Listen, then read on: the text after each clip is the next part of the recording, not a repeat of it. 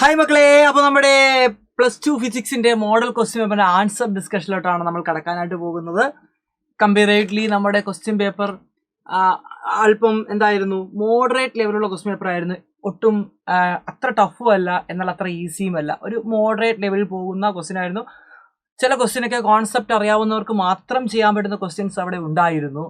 അപ്പം A+ വാങ്ങിക്കണമെങ്കിൽ കോൺസെപ്റ്റുകൾ പക്കയായിട്ട് മനസ്സിലാക്കിയെങ്കിൽ മാത്രമേ നമുക്ക് A+ വാങ്ങിക്കാൻ പറ്റത്തുള്ളൂ. ആ തരത്തിലുള്ള ഒരു ക്വസ്റ്റ്യൻ പേപ്പർ ആയിരുന്നു. നമുക്ക് എന്ത് ചെയ്യാം, ക്വസ്റ്റ്യൻ പേപ്പറിലെ ഡീറ്റെയിൽഡ് ആയിട്ടുള്ള അനാലിസിലോട്ട് കടക്കാം. ഓരോ ക്വസ്റ്റ്യൻ നമുക്ക് എന്ത് ചെയ്യാം, ഒന്ന് ചെയ്ത് നോക്കാം. നമ്മൾ ഒന്നാമത്തെ ക്വസ്റ്റ്യൻ പോവുകയാണ്. When glass rod is rubbed with silk. Glass rod, ഒരു ഗ്ലാസ് റോഡ് സിൽക്കുമായിട്ട് റബ്ബ് ചെയ്യുമ്പോൾ ഗ്ലാസ് റോഡിന് എന്താണ് സംഭവിക്കുന്നത് ചോദിച്ചിരിക്കുന്നത്. നമുക്കറിയാം ഗ്ലാസ് റോഡ് പോസിറ്റീവ്ലി ചാർജ്ഡ് ആവും. അതായത് ഗ്ലാസ് റോഡിൽ നിന്നും ഇലക്ട്രോൺ നഷ്ടപ്പെടും. അപ്പോൾ ലോസസ് ഇലക്ട്രോൺസ്, അതാണ് നമ്മുടെ ആൻസർ എന്ന് പറയുന്നത്. രണ്ടാമത്തെ ക്വസ്റ്റ്യൻ നമ്മൾ കിടക്കുകയാണെങ്കിൽ, when a dielectric slab is inserted between the plate of an isolated capacitor, the capacitor to store energy it is. അതായത് എനർജിക്ക് എന്ത് സംഭവിക്കുന്നതാണ് ചോദിച്ചിരിക്കുന്നത്. അവിടെ എന്താണ്, കപ്പാസിറ്റൻസിന്റെ എന്ത് സംഭവിച്ചു, ഡൈഇലക്ട്രിക് സ്ലാബ് ഇൻസേർട്ട് ചെയ്തു. നമുക്കറിയാം ഡൈഇലക്ട്രിക് സ്ലാബ് ഇൻസേർട്ട് ചെയ്യുമ്പോൾ സി മീഡിയം കപ്പാസിറ്റൻസ് എന്ന് പറയുന്നത് K/C എയർ ആണ്. അപ്പൊ എന്താ ഇവിടെ സംഭവിച്ചത്, ഡൈഇലക്ട്രിക് മീഡിയം ഇൻസേർട്ട് ചെയ്തു. ഡൈഇലക്ട്രിക് മീഡിയം ഇൻസേർട്ട് ചെയ്യുമ്പോൾ K വാല്യൂ കൂടുമ്പോൾ കപ്പാസിറ്റൻസ് കൂടും. കപ്പാസിറ്റൻസ് കൂടിയാൽ എനർജിക്ക് എന്ത് സംഭവിക്കുന്ന, ഒരു ഐസൊലേറ്റഡ് കപ്പാസിറ്റർ ആയതുകൊണ്ട് നമുക്ക് പറയാം, for an isolated capacitor charge എന്ന് പറയുന്നത് കോൺസ്റ്റന്റ് ആയിരിക്കും. ചാർജ് മാറൂല, ചാർജ് കൺസർവ് ചെയ്യും. ഓക്കെ അല്ലേ? അപ്പൊ ചാർജും കപ്പാസിറ്റൻസും തമ്മിലുള്ള എനർജി ഇക്വേഷൻ നോക്കണം. അപ്പൊ എനർജി എന്ന് പറയുന്നത് നമുക്ക് എല്ലാവർക്കും അറിയാവുന്നതാണ്. In terms of charge and capacitance, ½ Q² എന്താണ് മക്കളെ, C ആണ്. അപ്പൊ ഇവിടെ എന്താ സംഭവിച്ചത്, കപ്പാസിറ്റൻസ് കൂടി. അപ്പൊ കപ്പാസിറ്റൻസ് കൂടി, അപ്പൊ C കൂടി. കപ്പാസിറ്റൻസ് കൂടിയാൽ നമുക്കറിയാം എനർജി എന്ത് ചെയ്യും, ഡിക്രീസ് ചെയ്യും. ഇൻവേഴ്സ്ലി പ്രൊപ്പോർഷണൽ അല്ലേ? അപ്പോൾ നമ്മുടെ ആൻസർ എന്ന് പറയുന്നത് energy decreases. Option B is the right answer. എങ്കിൽ നമുക്ക് അടുത്ത ക്വസ്റ്റിലോട്ട് പോവാം. മൂന്നാമത്തെ ക്വസ്റ്റ്യൻ ആണ്, self inductance plays the role of. Self inductance എന്ന് പറയുന്നത് ഇനർഷ്യ, മാസിന്റെ അതേ റോള്. അതായത് നമ്മുടെ മെക്കാനിക്സിനകത്ത് മാസിന്റെ എന്ത് റോളാണോ മാസ് ചെയ്യുന്നത് അതേ റോള് തന്നെയാണ് സെൽഫ് ഇൻഡക്റ്റൻസും ചെയ്യുന്നത്. Electrical inertia is the right answer. നാലാമത്തെ ക്വസ്റ്റിലോട്ട് പോവുകയാണെങ്കിൽ, the displacement current exist only when. Displacement current എവിടെ മാത്രമേ ഉള്ളത്, നമുക്കറിയാം എവിടെയാണോ ഇലക്ട്രിക് ഫീൽഡിൽ വേരിയേഷൻ ഉണ്ടാകുന്നത് അതാണ് ഡിസ്പ്ലേസ്മെന്റ് ഉണ്ടാക്കുന്നത്. യെസ്, അപ്പൊ electric field is changing electric ഫീൽഡാണ് എന്തിനുണ്ടാക്കുന്നത്, ഡിസ്പ്ലേസ്മെന്റ് കറണ്ട് ഉണ്ടാക്കുന്നത് അല്ലെ. ദെൻ അഞ്ചാമത്തെ ക്വസ്റ്റ്യൻ ആണ്, in Rutherford experiment for head on collision of alpha particle with gold nucleus, the impact parameter. Head on collision ആണ്, ന്യൂക്ലിയസുമായിട്ടുള്ള ഹെഡ് ഓൺ കൊളീഷൻ ആണെങ്കിൽ impact parameter എന്തായിരിക്കും എന്നാണ് ചോദിച്ചിരിക്കുന്നത്. ഇമ്പാക്ട് പാരാമീറ്റർ എന്തായിരിക്കും, 0 ആണ്. നമുക്ക് എല്ലാവർക്കും അറിയാവുന്നതാണ്. ഇമ്പാക്ട് പാരാമീറ്റർ എന്ന് പറയുന്നത് 0 ആണ്. 0. അടുത്ത ക്വസ്റ്റ്യൻ പോവാണെങ്കിൽ, a critical angle of light passing from glass to water is minimum for. Critical angle ഗ്ലാസിൽ നിന്നും വാട്ടറിലോട്ട് പോകുമ്പോൾ ക്രിട്ടിക്കൽ ആംഗിൾ എന്ത് സംഭവിക്കുന്നതാണ് നമ്മളോട് ചോദിച്ചിരിക്കുന്നത്. അപ്പൊ നമുക്കറിയാം ക്രിട്ടിക്കൽ ആംഗിളും റിഫ്രാക്റ്റീവ് ഇൻഡെക്സും തമ്മിലുള്ള ഇക്വേഷൻ നമുക്ക് എല്ലാവർക്കും അറിയാവുന്നതാണ്. sin C is equal to 1/n ആണ് അല്ലെ. 1/n ആണ്, അല്ലെങ്കിൽ 1/n1 - എന്താണ് n2 നമുക്ക് എല്ലാവർക്കും അറിയാവുന്ന ഇക്വേഷൻ ആണ്. അല്ലെങ്കിൽ simply critical angle is inversely proportional to എന്താണ്, റിഫ്രാക്റ്റീവ് ഇൻഡെക്സ് ആണ്, നമുക്കറിയാവുന്നതാണ് അല്ലേ. അപ്പൊ ഇവിടെ നിന്ന് വളരെ വ്യക്തമാണ്, റിഫ്രാക്റ്റീവ് ഇൻഡെക്സ് കൂടുമ്പോൾ ക്രിട്ടിക്കൽ ആംഗിൾ കുറയും അല്ലെ.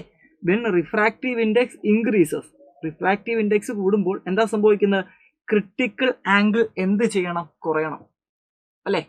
അല്ല, തിരിച്ചു പറയുകയാണെങ്കിൽ റിഫ്രാക്റ്റീവ് ഇൻഡെക്സ് കുറയുമ്പോൾ ക്രിട്ടിക്കൽ ആംഗിൾ എന്ത് ചെയ്യണം, ഇൻവേഴ്സ് റിലേഷൻ ആണ്. അപ്പൊ ഇവിടെ നമുക്ക് റിഫ്രാക്റ്റീവ് ഇൻഡെക്സിനെ കുറിച്ച് ഐഡിയ ഉണ്ടായിരിക്കണം. ഏത് കളറാണ്, റെഡിനാണോ, വയലറ്റിനാണോ, ഗ്രീനാണോ, ഓറഞ്ചിനാണോ റിഫ്രാക്റ്റീവ് ഇൻഡെക്സ് കൂടുതലോ കുറവോ നമുക്കറിയണം, എങ്കിൽ നമുക്ക് ചെയ്യാൻ പറ്റത്തുള്ളൂ. അപ്പൊ റിഫ്രാക്റ്റീവ് ഇൻഡെക്സും വേവ് ലെങ്തും തമ്മിലൊരു ഇക്വേഷൻ ഉണ്ട്. അതെല്ലാവരും അറിയേണ്ട ഇക്വേഷൻ ആണ്. ഒരു മീഡിയത്തിലെ വേവ് ലെങ്ത് എന്ന് പറയുന്നത് എയറിലെ wavelength divide by refractive index ആണ്. ഈ ഇക്വേഷൻ വെച്ചാണ് നമ്മൾ പറയാനായിട്ട് പോകുന്നത്. അപ്പൊ എയറിലെ വേവ് ലെങ്ത് എന്ന് പറയുന്നത് is inversely proportional refractive index ആണ് അല്ലെ. അപ്പൊ നമുക്ക് പറയാം, ആർക്കാണോ വേവ് ലെങ്ത് കൂടുതലുള്ളത് ആർക്കാണോ വേവ് ലെങ്ത് കൂടുതലുള്ളത് അയാൾക്ക് റിഫ്രാക്റ്റീവ് ഇൻഡെക്സ് എന്തായിരിക്കും? കുറവായിരിക്കും. അപ്പൊ തിരിച്ചാണ് നമുക്ക് വേണ്ടത് റിഫ്രാക്റ്റീവ് ഇൻഡെക്സ് കൂടുതലുള്ള ആർക്കാണോ അയാൾക്ക് വേവ് ലെങ്ത് കുറവായിരിക്കണം. ഈ ഒരു ഐഡിയ മനസ്സിലായി, ഈ രണ്ട് ഇക്വേഷൻ മനസ്സിലായി. ഇത് റിഫ്രാക്റ്റീവ് ഇൻഡെക്സും സൈൻ സിയും തമ്മിലുള്ള റിലേഷൻ. ഇത് റിഫ്രാക്റ്റീവ് ഇൻഡെക്സും എന്താണ് വേവ് ലെങ്ത് തമ്മിലുള്ള റിലേഷൻ. അപ്പൊ ഇതിൽ നിന്ന് വളരെ വ്യക്തമാണ്. നമുക്ക് എന്ത് ചെയ്യാം, ഇവിടെ എന്നിന്റെ വാല്യൂ കണ്ടുപിടിച്ച് ഇങ്ങോട്ടേക്ക് എന്ത് ചെയ്യാം, നമുക്ക് ഇട്ട് കൊടുക്കാം. ഇനി ആർക്കാണ് വേവ് ലെങ്ത് കൂടുതൽ എന്നാണ് നമ്മൾ നോക്കാനായിട്ട് പോകുന്നത്. ആർക്കാണ് വേവ് ലെങ്ത് കൂടുതൽ? നമുക്ക് മനസ്സിലാക്കാൻ പറ്റുന്ന കാര്യം എന്ന് പറയുന്നത് റെഡിനാണ് വേവ് ലെങ്ത് കൂടുതൽ, വയലറ്റിന് വേവ് ലെങ്ത് കുറവാണ്. അപ്പൊ വേവ് ലെങ്ത് കുറഞ്ഞാൽ റിഫ്രാക്റ്റീവ് ഇൻഡെക്സ് കൂടും, റിഫ്രാക്റ്റീവ് ഇൻഡെക്സ് കൂടിയാൽ സൈൻ സി അല്ലെങ്കിൽ സിയുടെ വാല്യൂ എന്ത് കുറയും. അപ്പൊ നമുക്ക് ഇങ്ങനെ പറയാം, വേവ് ലെങ്ത് കുറഞ്ഞാൽ റിഫ്രാക്റ്റീവ് ഇൻഡെക്സ് കൂടും, റിഫ്രാക്റ്റീവ് ഇൻഡെക്സ് കൂടിയാൽ ക്രിട്ടിക്കൽ ആംഗിൾ കുറയും. അപ്പൊ ആർക്കാണോ വേവ് ലെങ്ത് കുറവ് അയാൾക്ക് ക്രിട്ടിക്കൽ ആംഗിളും കുറവായിരിക്കും. അപ്പൊ നമ്മുടെ ആൻസർ എന്താണ്? Yes, violet is the right answer. നമ്മുടെ ആൻസർ വയലറ്റ് കളർ ആണ് നമ്മുടെ കറക്റ്റ് ആയിട്ടുള്ള ആൻസർ എന്ന് പറയുന്നത്. ഇനി നമ്മൾ അടുത്ത ഒരു 7ാമത്തെ ക്വസ്റ്റ്യനിലോട്ട് പോകുന്നു. സ്റ്റേറ്റ് ട്രൂ ഓർ ഫാൾസ്, ശരിയാണോ തെറ്റാണോ ചോദിച്ചിരിക്കുന്നത്. Nuclear force is short ranged. Nuclear force എന്ന് പറഞ്ഞാൽ നമുക്ക് എല്ലാവർക്കും അറിയാം, അത് ഷോർട്ട് റേഞ്ച്ഡ് ഫോഴ്സ് ആണ്. This statement is true. 8ാമത്തെ ക്വസ്റ്റ്യൻ നമ്മൾ കടക്കുകയാണെങ്കിൽ നല്ലൊരു ഗ്രാഫാണ് തന്നിരിക്കുന്നത്. വോൾട്ടേജും കറണ്ടും തമ്മിലുള്ള ഗ്രാഫാണ് തന്നിരിക്കുന്നത്. നമ്മളോട് ചോദിച്ചിരിക്കുന്നത് find the EMF of the cell. ഈ സെല്ലിനകത്തെ EMF ആണ് നമുക്ക് കണ്ടുപിടിക്കേണ്ടത്. നല്ല ഒരു ക്വസ്റ്റ്യൻ ആണ്. കോൺസെപ്റ്റ് അറിയാവുന്നവർക്ക് മാത്രം ചെയ്യാൻ പറ്റുന്ന ക്വസ്റ്റ്യൻ ആണ് ഇതല്ലേ. അപ്പൊ ഈ തന്നിരിക്കുന്നത് എന്താണ്? ടെർമിനൽ വോൾട്ടേജ് ആണ്. ഈ തന്നിരിക്കുന്നത് കറണ്ട് ആണ്.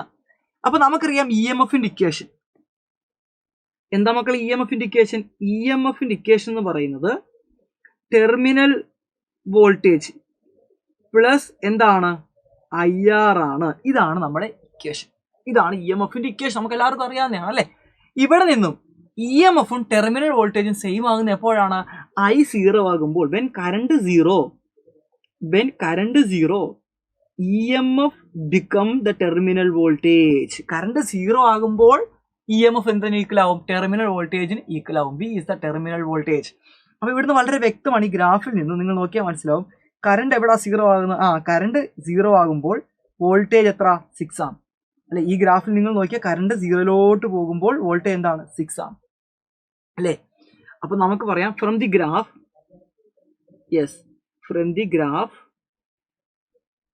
ഗ്രാഫ് എന്തായിരിക്കും മക്കളെ? From the graph I equal to 0 when I equal to 0 when I equal to 0 the EMF is equal to then EMF is equal to എന്തായിരിക്കും? അല്ലെങ്കിൽ ടെർമിനൽ വോൾട്ടേജ് ബിക്കം എന്തായിരിക്കും? 6 volt ആണ്. therefore നമുക്ക് പറയാം EMFും എന്ത് തന്നെയായിരിക്കും? 6 വോൾട്ട് തന്നെയായിരിക്കും. ഇതെല്ലാവർക്കും മനസ്സിലായെന്ന് വിശ്വസിക്കുന്നു. അതിന്റെ ബി ക്വസ്റ്റ്യനോട്ട് പോവാണെങ്കിൽ ഡിറ്റർമിൻ ദ ഇന്റേണൽ റെസിസ്റ്റൻസ് കണ്ടുപിടിക്കണം. അപ്പൊ ഈ ഇക്വേഷനിൽ നിന്നും നമുക്ക് ഇന്റേണൽ റെസിസ്റ്റൻസിന്റെ ഇക്വേഷനിലോട്ട് പോകും. ഇന്റേണൽ റെസിസ്റ്റൻസ് ഒക്കെ ബി ആയിട്ട് എടുക്കാം. ബി ക്വസ്റ്റ്യൻ ആണ് internal resistance of A cell. നമുക്ക് എല്ലാവർക്കും അറിയാവുന്നതാണ് ഇന്റേണൽ റെസിസ്റ്റൻസ് എന്ന് പറയുന്നത് എന്താ മക്കളെ? നമ്മുടെ ആ ബാറ്ററിയുടെ അകത്തെ റെസിസ്റ്റൻസിനെയാണ് നമ്മൾ എന്ത് പറയുന്നത്? ഇന്റേണൽ റെസിസ്റ്റൻസ് എന്ന് പറയുന്നത്. അപ്പൊ ഈ ഗ്രാഫിൽ നിന്നും നമ്മൾ ആരെ കണ്ടുപിടിക്കാൻ പോവാണ്? ആ ഇന്റേണൽ റെസിസ്റ്റൻസ് കണ്ടുപിടിക്കാനായിട്ട് പോവുകയാണ്. ഇപ്പൊ ഓൾറെഡി നമുക്ക് EMF 6 വോൾട്ട് ആണെന്ന് മനസ്സിലായി. EMF എത്ര വോൾട്ട് ആണ്? 6 വോൾട്ട് ആണ് EMF എന്ന് നമുക്ക് മനസ്സിലായി. അപ്പൊ ഈ ഇക്വേഷൻ വെച്ചിട്ട് നമുക്ക് കണ്ടുപിടിച്ചാൽ മതി. ഇവിടുന്ന് ഇന്റേണൽ റെസിസ്റ്റൻസ് എന്തായിരിക്കും? നിങ്ങൾ നോക്കിയാൽ മനസ്സിലാവും. E minus V equal to IR ആണ്. അതേപോലെ തന്നെ അവിടുന്ന് internal resistance R is equal to നമുക്ക് പറയാൻ പറ്റും E minus V divided by എന്താണ്? I ആണ് അല്ലേടാ മക്കളെ. E minus V divide by എന്താണ്? I ആണ്. EMF എന്ന് പറയുന്നത് നമുക്ക് എത്ര കൊടുക്കാം? 6 കൊടുക്കാം. ഇനി എന്താണ് V, എന്താണ് I? എന്താണ് V, എന്താണ് I എന്ന് നമ്മൾ അറിഞ്ഞിരിക്കണം. ഈ V എന്ന് പറയുന്നത് ടെർമിനൽ വോൾട്ടേജ് ആണ്. I എന്ന് വെച്ചാൽ ആ ടെർമിനൽ വോൾട്ടേജ് ഉള്ളപ്പോഴുള്ള കറണ്ട് ആണ് അപ്പൊ ഇവിടെ ഡയറക്റ്റ് തന്നിട്ടുണ്ട് ഈ ഒരു പോയിന്റ് തന്നിട്ടുണ്ട് അല്ലെ, ഈ ഒരു പോയിന്റ് തന്നിട്ടുണ്ട്. ഈ ഒരു പോയിന്റിൽ ടെർമിനൽ വോൾട്ടേജ് 3 വോൾട്ട് ആകുമ്പോൾ അപ്പോഴത്തെ കറണ്ട് 1 ആംപിയർ ആവും. ടെർമിനൽ വോൾട്ടേജ് 3 ആകുമ്പോൾ കറണ്ട് എന്താവും? 1 ആംപിയർ ആവും. ദാറ്റ് മീൻസ് അവിടെ നമുക്ക് തന്നിട്ടുണ്ടല്ല EMF എന്ന് പറയുന്നത് എത്രയാണ്? 6 വോൾട്ട് ഓൾറെഡി കിട്ടിക്കഴിഞ്ഞു. ടെർമിനൽ വോൾട്ടേജ് 3 വോൾട്ട് ആകുമ്പോൾ അതിന് കറസ്പോണ്ടിങ് കറണ്ട് 1 ആംപിയർ ആണ്. അതിന് കറസ്പോണ്ടിങ് കറണ്ട് 1 ആംപിയർ ആണ്. അപ്പോൾ resistance is equal to 6 minus 3 divided by 1 which is equal to 3 ohm is the right answer. അപ്പോൾ ഇന്റേണൽ റെസിസ്റ്റൻസ് നമുക്ക് അവിടെ കിട്ടുന്നത് എത്ര ഓം ആണ് മക്കളെ? 3 ഓം ആണ് ഇന്റേണൽ റെസിസ്റ്റൻസ് നമുക്ക് അവിടെ കിട്ടുന്നത്. ഓക്കെ, അടിപൊളി ക്വസ്റ്റ്യൻ. 2 ക്വസ്റ്റ്യൻ നമ്മൾ ചെയ്തിരിക്കുന്നത് 2 മാർക്കിന്റെ ക്വസ്റ്റ്യൻ ആണ്, പക്ഷെ കുറച്ച് ചെയ്യാനുണ്ട്. ലോജിക്കൽ ക്വസ്റ്റ്യൻ ആണ്. അടുത്ത ക്വസ്റ്റ്യൻ ആണെങ്കിൽ which physical quantity has unit weber per metre square? Weber per metre square എന്ന് പറയുമ്പോൾ എന്തിന്റെ യൂണിറ്റ് ആണ് ചോദിച്ചിരിക്കുന്നത്? നമുക്ക് എല്ലാവർക്കും അറിയാവുന്നതാണ്. Flux is equal to BA cos θ ആണ്. ഇവിടുന്നും മാഗ്നറ്റിക് ഫീൽഡിന്റെ ഇക്വേഷൻ നമുക്ക് flux divided by A cos θ. അപ്പൊ ഇവിടെ നമ്മൾ യൂണിറ്റ് എടുക്കുമ്പോൾ ഫ്ലെക്സിന്റെ യൂണിറ്റ് നമുക്ക് കിട്ടുന്ന വെബർ ആണ്, ഏരിയയുടെ യൂണിറ്റ് മീറ്റർ സ്ക്വയർ ആണ്. കോസ് തീറ്റയ്ക്ക് യൂണിറ്റ് ഇല്ല. അപ്പോൾ വെബർ പെർ മീറ്റർ സ്ക്വയർ എന്ന് പറയുന്നത് യൂണിറ്റ് ഓഫ് എന്താണ്? മാഗ്നറ്റിക് ഫീൽഡ് ആണ്. Okay, unit of magnetic field. Ready അല്ലേടാ? വെബർ പെർ മീറ്റർ സ്ക്വയർ എന്ന് പറയുന്നത് യൂണിറ്റ് ഓഫ് എന്താണ്? മാഗ്നറ്റിക് ഫീൽഡ് ആണ്. This is a right answer. ഇനി എന്റെ ബി ക്വസ്റ്റിലോട്ട് പോവാണെങ്കിൽ which of the following pair is that paramagnetic substance? ഇതിനകത്ത് പാരാമാഗ്നറ്റിക് സബ്സ്റ്റൻസ് ഏതാണെന്ന് ചോദിച്ചിരിക്കുന്നത്. നമുക്ക് നോക്കാം. പാരാമാഗ്നറ്റിക് സബ്സ്റ്റൻസ് എന്ന് പറയുന്നത് ബി ക്വസ്റ്റിന്റെ ആൻസർ ആണ്. ബി ക്വസ്റ്റിന്റെ ആൻസർ ആണ് സോഡിയവും കാൽസ്യവും ആണ് പാരാമാഗ്നറ്റിക് സബ്സ്റ്റൻസ്. സോഡിയവും കാൽസ്യവും ആണ് പാരാമാഗ്നറ്റിക് സബ്സ്റ്റൻസ് എന്ന് പറയുന്നത്. ബാക്കിയെല്ലാം വേറെ പേഴ്സ് ആണ്. സോഡിയവും കാൽസ്യവും ആണ് റൈറ്റ് ആൻസർ പാരാമാഗ്നറ്റിക് ആയിട്ടുള്ളത്. ഇനി അടുത്ത് 10ാമത്തെ ക്വസ്റ്റ്യനോട് പോവുകയാണെങ്കിൽ what is RMS value of current in the circuit? നമ്മൾക്ക് ഒരു 100 ഓം റെസിസ്റ്ററും അതുമായിട്ട് കണക്ട് ചെയ്യാൻ വേണ്ടി 220 വോൾട്ട് ബാറ്ററിയും 50 ഹെർട്സ് AC സോഴ്സ് തന്നിരിക്കുന്നു. RMS വാല്യൂ ഓഫ് കറണ്ട് ആണ് കണ്ടുപിടിക്കേണ്ടത്. നമുക്കറിയാം RMS വാല്യൂ ഓഫ് കറണ്ട് എന്ന് പറയുന്നത് IRMS അല്ലെ. IRMS എന്ന് പറയുന്നത് VRMS ഡിവൈഡ് ബൈ റെസിസ്റ്റൻസ് ആണ്. ക്വസ്റ്റ്യനകത്ത് VRMS തന്നിട്ടുണ്ട്. VRMS എന്ന് പറയുന്നത് 220 ആണ്. 220 ആണ്. റെസിസ്റ്റൻസ് തന്നിരിക്കുന്നത് 100 ഓം ആണ്. അപ്പൊ നമുക്ക് IRMS ഇസ് ഈക്വൽ ടു 220 ഭാഗം 100 എന്ന് എഴുതാം. കട്ട് ചെയ്ത് കളഞ്ഞാൽ നമുക്ക് ഐ തിങ്ക് സോ 2.2 ആംപിയർ എന്ന് നമുക്ക് ആൻസർ കിട്ടും. ആൻസർ എന്ത് കിട്ടും? 2.2 ആംപിയർ എന്ന് നമുക്ക് എന്ത് കിട്ടും മക്കളെ? ആൻസർ അവിടെ കിട്ടുന്നതാണ്. അപ്പോൾ അതെല്ലാവർക്കും മനസ്സിലായെന്ന് വിശ്വസിക്കുകയാണ്. നമുക്ക് അടുത്തതിലോട്ട് പോയാലോ? റെഡിയാണോ മക്കളെ? എല്ലാവരും ഓക്കെ ആണോ? റെഡിയാണോ? നമുക്ക് അടുത്തൊരു ക്വസ്റ്റിലോട്ട് പോവാം. What is A net power consumed over full cycle? Net power ആണ് കണ്ടുപിടിക്കേണ്ടത്. പവർ കണ്ടുപിടിക്കാൻ സിമ്പിൾ അല്ലേ? എന്താ ഇക്വേഷൻ? VRMS × IRMS ആണ്. അത് റെസിസ്റ്റർ സർക്യൂട്ട് ആയതുകൊണ്ട് ബി ക്വസ്റ്റ്യൻ നമ്മൾ നോക്കുമ്പോഴത്തേക്കും നമുക്ക് പറയാൻ പറ്റും what is A power? VRMS × IRMS ചെയ്യാം. അല്ലെങ്കിൽ നമുക്ക് എന്താണ് എന്താ വേറൊരു ഇക്വേഷൻ ഉണ്ടല്ലോ, എന്താണ്? V²/R. അതും ചെയ്യാം. വോൾട്ടേജ് തന്നിട്ടുണ്ട്, റെസിസ്റ്റൻസ് തന്നിട്ടുണ്ട്.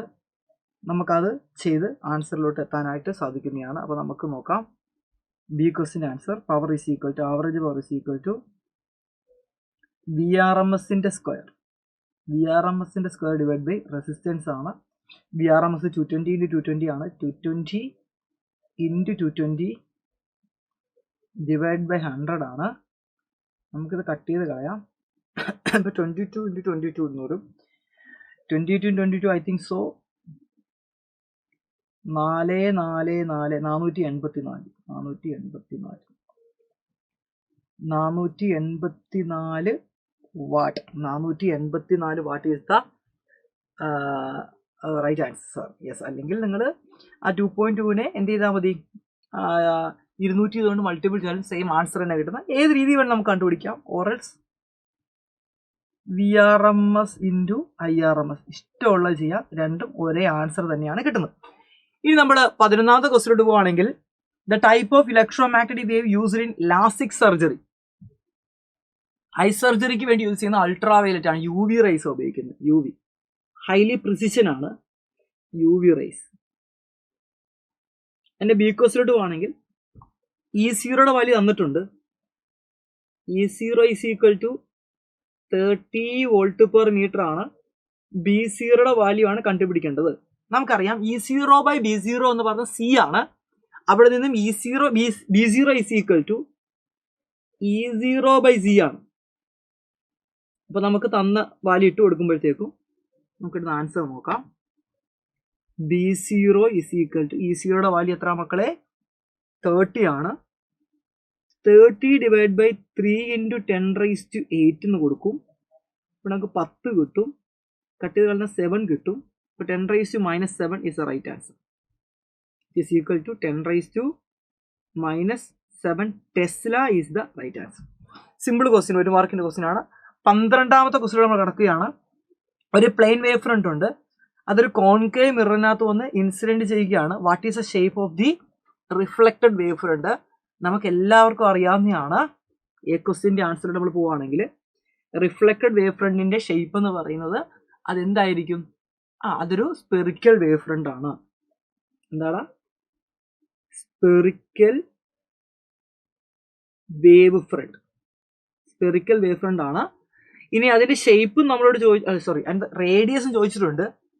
റേഡിയസ് എന്ന് പറയുന്നത് നമ്മളുടെ സ്പിയറിന്റെ, അതായത് നമ്മുടെ കോൺകേവ് മിററിന്റെ റേഡിയസിന്റെ പകുതിയായിരിക്കും, R/2 ആണ്.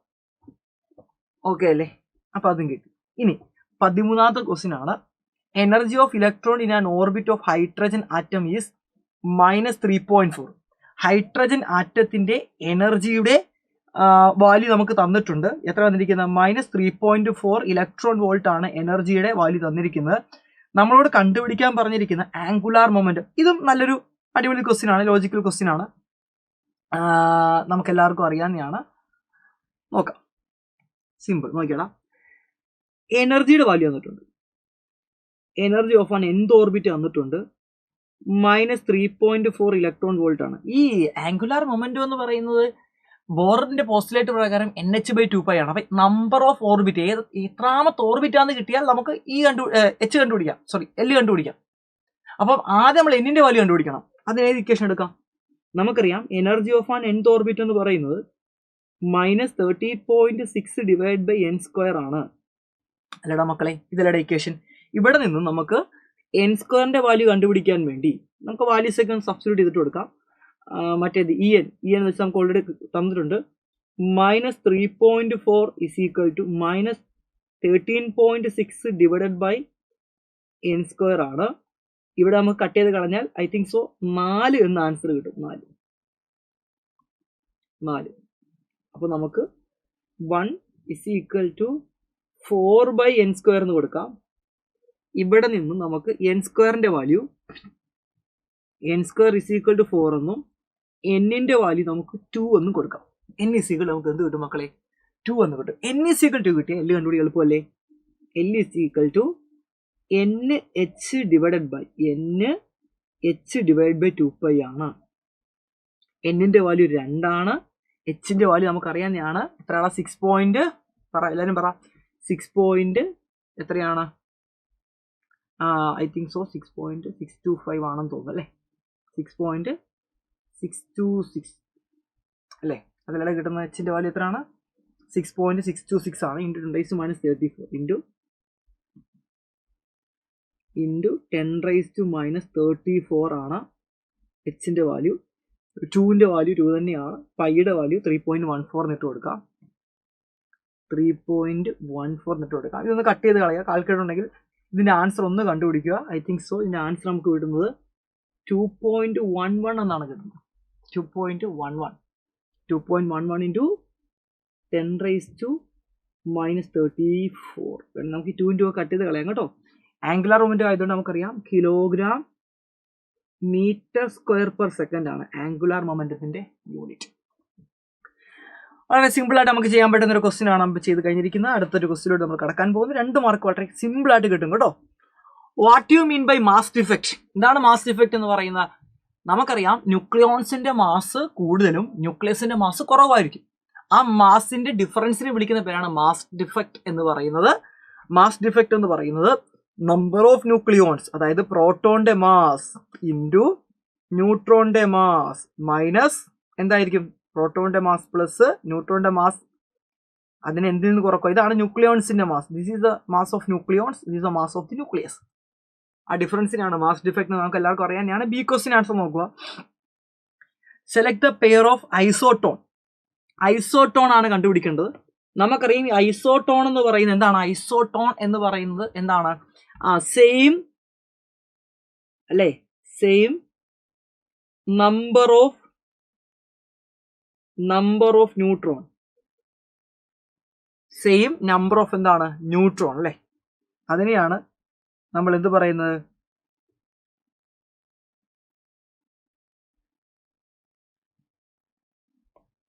സെയിം നമ്പർ ഓഫ് ന്യൂട്രോൺ അല്ലേ, same number of neutron, same number of neutrons, but എന്തായിരിക്കണം? But different atomic number, but different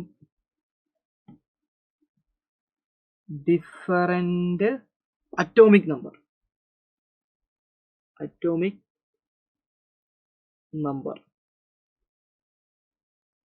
ഇതിനെയാണ് നമ്മൾ എന്ത് പറയുന്നത്? ഐസോട്ടോൺ എന്ന് പറയുന്നത്. അപ്പൊ ഇതിൽ നിന്ന് നമുക്ക് നോക്കുവാണെങ്കിൽ എങ്ങനെയാണ് ഇത് കണ്ടുപിടിക്കുന്നത്? യെസ്, നമുക്കറിയാം മാസ് നമ്പറിൽ നിന്നും അറ്റോമിക് നമ്പർ കുറച്ചാൽ മതി. അപ്പൊ ഇവിടുന്ന് മാസ് നമ്പറിൽ അറ്റോമിക് നമ്പർ കുറച്ചാൽ നമുക്ക് 11 കിട്ടും, ഇത് കുറച്ചാൽ നമുക്ക് 12 കിട്ടും, ഇതിൽ നിന്ന് കുറച്ചാൽ നമുക്ക് 13 കിട്ടും, ഇതിൽ നിന്ന് കുറച്ചാൽ 13 കിട്ടും. അപ്പോൾ അവസാനത്തെ 2 എണ്ണമാണ് നമ്മുടെ കറക്റ്റ് ആയിട്ടുള്ള ആൻസർ എന്ന് പറയുന്നത്. This is the answer. ഇതിനെ നമുക്കൊന്ന് കോപ്പി അടിക്കാം. ഇതാണ് നമ്മുടെ ആൻസർ. റെഡി അല്ലേടാ? യെസ്. നമ്മുടെ ആൻസർ എന്ന് പറയുന്നത് ഞാൻ ഇങ്ങോട്ട് എഴുതുവാണേ.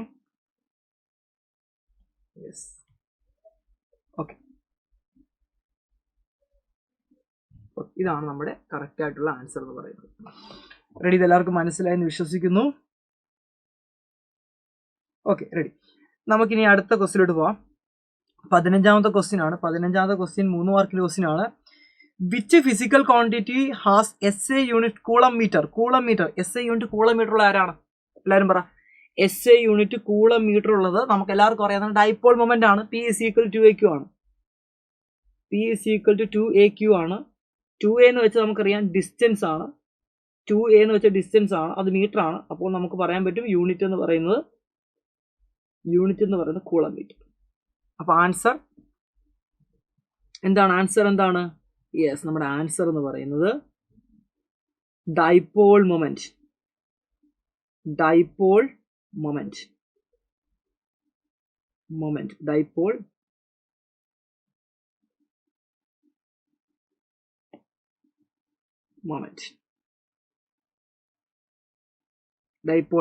റെഡി അല്ലേടാ?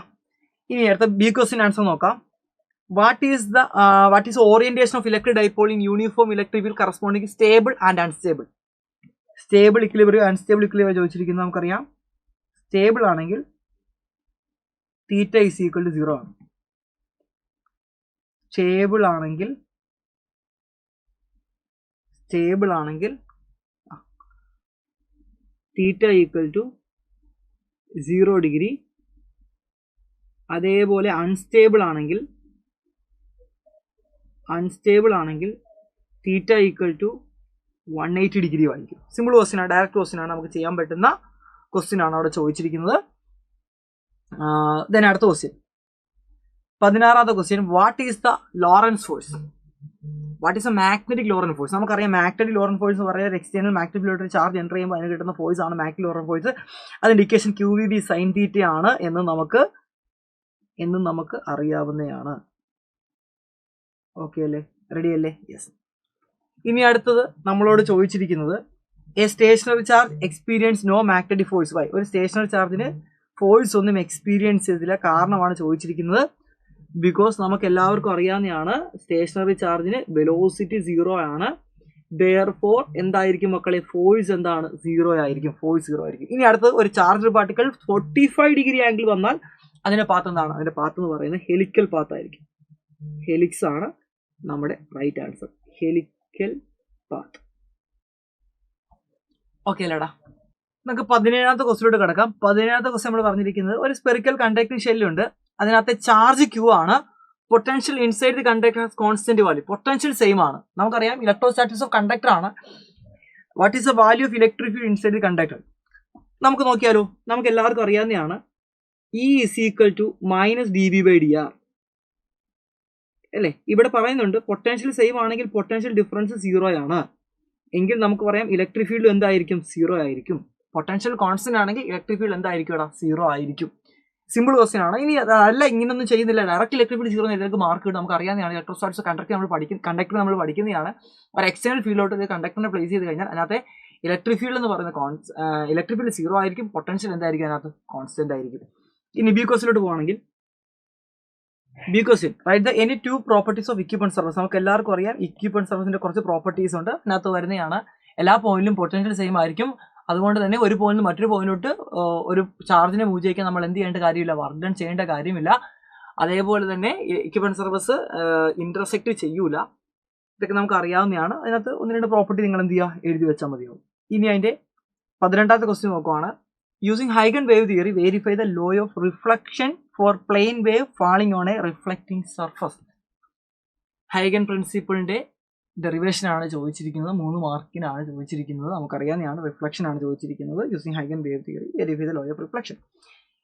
യെസ്, ഇത്ര എഴുതി വെച്ചാൽ മാർക്ക് കിട്ടുന്നതാണ്. ഡെറിവേഷൻ ഓൾറെഡി നമ്മൾ പഠിച്ചിട്ടുള്ളതാണ് അല്ലേ? ഇവിടെ ഈ ടോ എന്ന് പറയുന്നത് നമ്മുടെ ടൈമാണ് കേട്ടോ. ടൈമാണേ. ടോ എന്ന് കൊടുത്തതേ ഉള്ളൂ. നമ്മൾ ടൈമിനാണ് വി ടോ എന്ന് പറയുന്നത്. ബാക്കി എല്ലാം സെയിം ആണ്. നമ്മൾ പഠിച്ച ഡെറിവേഷൻ എഴുതി വെച്ചാൽ മതി. ഇത് അറിയാവുന്നതാണ്. അടുത്ത് 19ാമത്തെ ക്വസ്റ്റ്യൻ നോക്കാം. Figure show the variation of stopping potential frequency. Stopping potential versus ഫ്രീക്വൻസിയുടെ ഗ്രാഫാണ് തന്നിരിക്കുന്നത്. എക്സും വൈയും 2 മെറ്റീരിയൽ ആണ്. Which material will emit electron with greater kinetic energy? ഏത് ഇലക്ട്രോൺ ആണ് ഗ്രേറ്റർ കൈനറ്റിക് എനർജി എന്നാണ് ചോദിച്ചിരിക്കുന്നത്. എന്നിട്ട് പറഞ്ഞിരിക്കുന്നു incident radiation having the same frequency. Same ഫ്രീക്വൻസിയിൽ ഏത് മെറ്റീരിയലിനാണ് ഗ്രേറ്റർ കൈനറ്റിക് എനർജി? നമുക്ക് എല്ലാവർക്കും അറിയാവുന്നതാണ്. എന്താടാ? നമ്മുടെ വർക്ക് ഫംഗ്ഷൻ കുറവുള്ള ആൾക്ക് അല്ലെ? വർക്ക് ഫംഗ്ഷൻ കുറഞ്ഞാൽ കൈനറ്റിക് എനർജി എന്ത് ചെയ്യും? കൂടും. ഏത് ഇക്വേഷനാണ്? നമുക്ക് എല്ലാവർക്കും അറിയാം. E is equal to അല്ലെങ്കിൽ എച്ച് ന്യൂ അല്ലേ? ഐൻസ്റ്റീന്റെ ഫോട്ടോ വെരിഫിക്കേഷൻ നമുക്കറിയാം. H nu is equal to H nu 0 plus kinetic energy ആണ്. ഓക്കെ, അവിടെ നമുക്ക് പറയാം kinetic energy is equal to H nu minus H nu nought ആണ്. എച്ച് ന്യൂ മൈനസ് എന്നാണ് എച്ച് ന്യൂ നോട്ട് ആണ്. അപ്പൊ ഇവിടെ എച്ച് ന്യൂ നോട്ട് എന്ന് പറയുന്നത് എന്താണ്? വർക്ക് ഫംഗ്ഷൻ ആണ്. H nu nought is the work function. Work നമുക്കറിയാം. ഞാൻ എഴുതുന്നില്ല. H nu not work function ആണ്. പിന്നെ അതേപോലെ തന്നെ നമുക്കറിയാം ഈ കൈനറ്റിക് എനർജി എന്ന് പറയുന്നത് kinetic energy is equal to stopping potential ആണ്. നമുക്ക് പറയാൻ പറ്റും EV0 ആണ് അല്ലേ? EV0 ആണ് സ്റ്റോപ്പിംഗ് പൊട്ടൻഷ്യൽ എനർജി എന്ന് പറയുന്നത് കൈനറ്റിക് എനർജി. അപ്പം നമുക്ക് പറയാൻ പറ്റും വർക്ക് ഫംഗ്ഷൻ ആർക്കാണോ കുറവുള്ളത് അയാൾക്ക് കൈനറ്റിക് എനർജി കൂടുതലാണ്. വർക്ക് ഫംഗ്ഷൻ കുറഞ്ഞാൽ അവിടെ കൈനറ്റിക് എനർജി എന്തായിരിക്കും? കൂടുതലായിരിക്കും. നമുക്ക് നോക്കിയാലോ? വർക്ക് ഫംഗ്ഷൻ കുറഞ്ഞാൽ കൈനറ്റിക് എനർജി എന്തായിരിക്കും? കൂടുതലായിരിക്കും. ദെൻ നമുക്ക് നോക്കാം. ശ്രദ്ധിക്കുക, ഈ ഗ്രാഫിൽ നിന്ന് നിങ്ങൾ നോക്കിയാൽ മനസ്സിലാവും ആർക്കാണ് വർക്ക് ഫംഗ്ഷൻ കൂടുതൽ, ആർക്കാണ് കുറവുള്ളത്. എടാ, വൈക്ക് വർക്ക് ഫംഗ്ഷൻ കൂടുതലാണ്. കണ്ട് ഇവിടെയാണ് ഇന്റർസെക്ട് ചെയ്യുന്നത് അല്ലേ? This is the work function. This is a work function of y and this is a work function of എന്താണ്? എക്സ്. അപ്പൊ ഉറപ്പാണ് വർക്ക് ഫംഗ്ഷൻ ആർക്കാണ് കൂടുതലുള്ളത്? വൈക്കാണ് കൂടുതൽ. ആർക്കാണ് കുറവുള്ളത്? എക്സിനാണ്. വർക്ക് ഫംഗ്ഷൻ കുറഞ്ഞാൽ ഇത് മൈനസ് അല്ലേ? അപ്പൊ വർക്ക് ഫംഗ്ഷൻ കുറഞ്ഞാൽ കൈനറ്റിക് എനർജി കൂടും. For a given frequency of incident radiation when work function decreases kinetic energy increases. അപ്പോൾ വർക്ക് ഫംഗ്ഷൻ കുറഞ്ഞാൽ കൈനറ്റിക് എനർജി കൂടും. From the graph X has least work function, therefore X has more kinetic energy. Xനാണ് work function കുറവുള്ളത്, അതുകൊണ്ട് Xനായിരിക്കും kinetic energy കൂടുതൽ. അല്ലെങ്കിൽ നമുക്ക് വേറെ രീതിയിൽ പറയാം. ഒരു ഗിവൺ ഫ്രീക്വൻസി എടുക്കുക. നിങ്ങൾ ഇവിടെ നിന്നും ഇങ്ങോട്ടൊരു സ്ട്രെയിറ്റ് ലൈൻ വരക്കുക.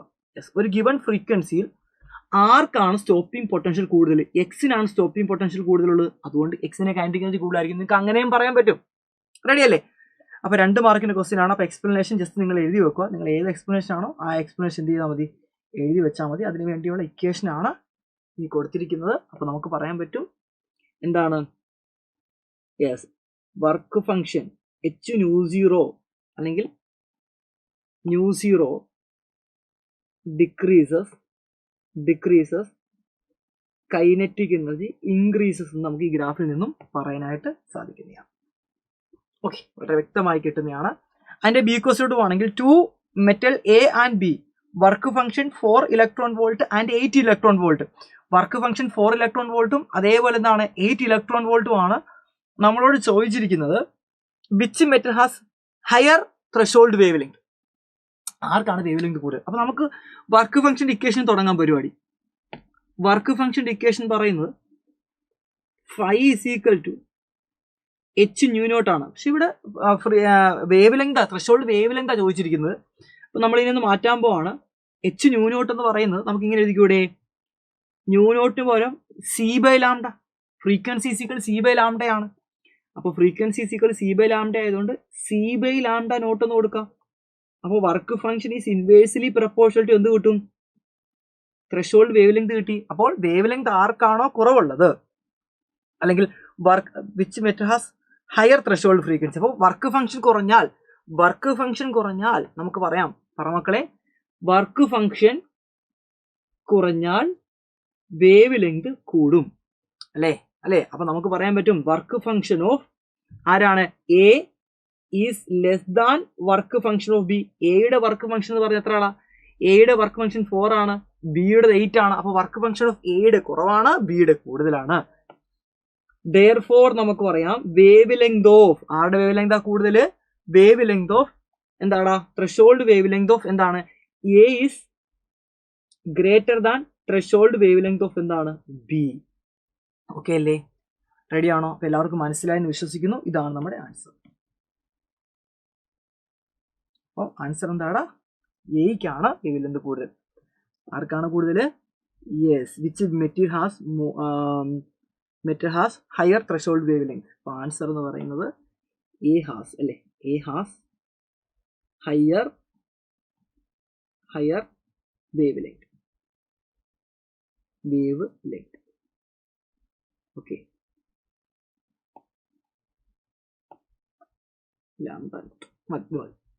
റെഡി അല്ലേ? സെറ്റ് അല്ലേ? ഇനി അടുത്ത അടുത്ത 20th ക്വസ്റ്റ്യൻ നോക്കാലോ. The net magnetic flux through A closed surfaces. ഒരു ക്ലോസ്ഡ് സർഫസിലൂടെ നെറ്റ് മാഗ്നറ്റിക് ഫ്ലക്സ് നമുക്ക് എല്ലാവർക്കും അറിയാവുന്നതാണ്. എ ക്വസ്റ്റ്യൻ്റെ ആൻസർ 0 ആണ്. ഇനിയാണ് ബി ക്വസ്റ്റ്യൻ നോക്കുവാണെങ്കിൽ എന്താ ബി ക്വസ്റ്റ്യൻ പറഞ്ഞിരിക്കുന്നത്? A bar magnet of magnetic moment M ആണ് is aligned parallel to the direction of uniform magnetic field. ഒരു ബാർ മാഗ്നറ്റിന്റെ മാഗ്നറ്റിക് ഡൈപോൾ മൊമെന്റ് തന്നിട്ടുണ്ട്, M ആണ്. അതിനെ നമ്മൾ എന്ത് ചെയ്തിരിക്കുന്നു? യൂണിഫോം മാഗ്നറ്റിക് ഫീൽഡ് നമ്മൾ വെച്ചിരിക്കുകയാണ്. Write down the expression for potential energy of the magnet. നമുക്കറിയാം potential energy of the magnet എന്ന് പറയുന്നത് -m.b ആണ്. -m.b അല്ലെങ്കിൽ -mb cos θ. രണ്ട് എഴുതിയാലും മാർക്ക് കിട്ടുവേ. -mb cos θ ആണ് പൊട്ടൻഷ്യൽ എനർജി എന്ന് പറയുന്നത്. ഇനി നമ്മളോട് അടുത്ത് ചോദിച്ചിരിക്കുന്നത് എന്താണ്? What work is to be done to turn the magnet opposite to the direction of field. നമ്മൾ എന്തുമാത്രം വർക്ക് ചെയ്യണം ഇതിനെ മാഗ്നറ്റിക് ഫീൽഡ് ഓപ്പോസിറ്റ് ഡയറക്ഷനിൽ കൊണ്ടുവെക്കാൻ? അതായത് നമുക്കറിയാം വർക്ക് ഡൺ ഇക്വേഷൻ പഠിച്ചിട്ടുണ്ട് അല്ലേ? ഇവിടെ നമുക്ക് ഇനിഷ്യലി ഉള്ള ആംഗിൾ നമ്മൾ ആദ്യം ഇരിക്കുന്നത് മാഗ്നറ്റിക് ഫീൽഡ് അതേ ഡയറക്ഷനിലാണ് ഇരിക്കുന്നത്. എന്നിട്ട് നമ്മൾ എന്ത് ചെയ്യുകയാണ്? ഇതിനെ റൊട്ടേറ്റ് ചെയ്തിട്ട് മാഗ്നറ്റിക് ഫീൽഡ് ഓപ്പോസിറ്റ് ഡയറക്ഷനിൽ കൊണ്ടുവെക്കുക ചെയ്യുന്നത്. അപ്പൊ ഇനിഷ്യലി ഉള്ള തീറ്റ എന്ന് പറഞ്ഞാൽ 0 ഡിഗ്രി ആണ്. θ2 എന്ന് പറയുന്നത് 180 ഡിഗ്രി ആണ്. θ1 ഉം θ2 നമുക്ക് തന്നിട്ടുണ്ട്. വർക്ക് ഡൺ കണ്ടുപിടിക്കാൻ ഇക്വേഷൻ നമുക്കറിയാം. നമ്മൾ ഇതേ സാധനം ഇലക്ട്രോസ്റ്റാറ്റിക് പൊട്ടൻഷ്യൽ പഠിക്കുന്നതാണ്. വർക്ക് ഡൺ = മൈനസ് അവിടെ പഠിച്ചാണ് PE cos θ2 - cos θ1. അപ്പൊ ഇവിടെ എന്തായിരിക്കും വരുന്നത്?